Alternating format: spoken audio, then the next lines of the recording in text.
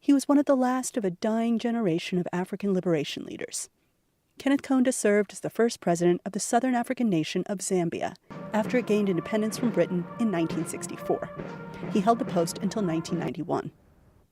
But his influence goes much wider, says Ghana-based lawyer Sarfo Abubrese, who heads the Coalition of Supporters Unions of Africa.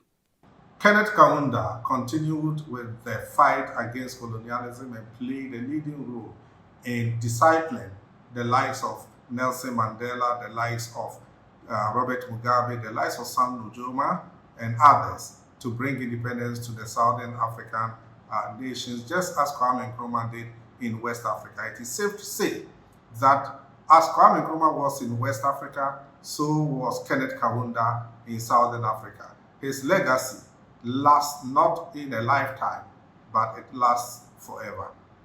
Here he is in 1962, coolly addressing what was, in those days at least, a pertinent question about the end of British rule and its racist policies in what was then called Northern Rhodesia.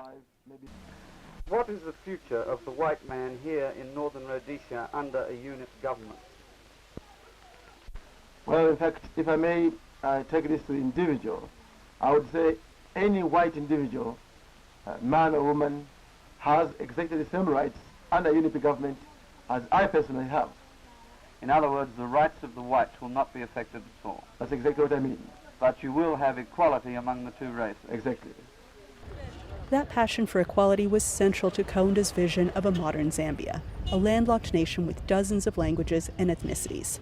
So he always promoted this motto of Zambia being one Zambia and one nation, because he managed to forge a nation out of a group of very disparate ethnic dialects, and that has been quite an achievement on the African continent, not only in Zambia.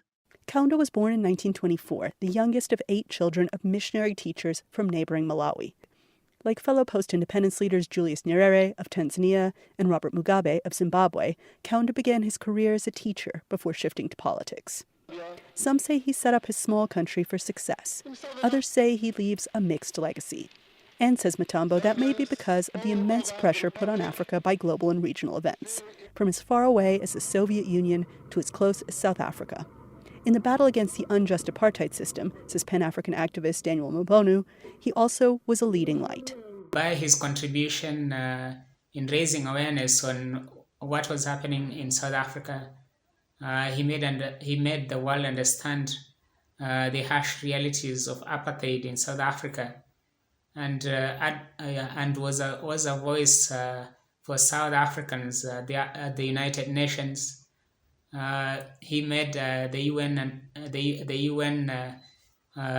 understand the harsh realities of apartheid in South Africa.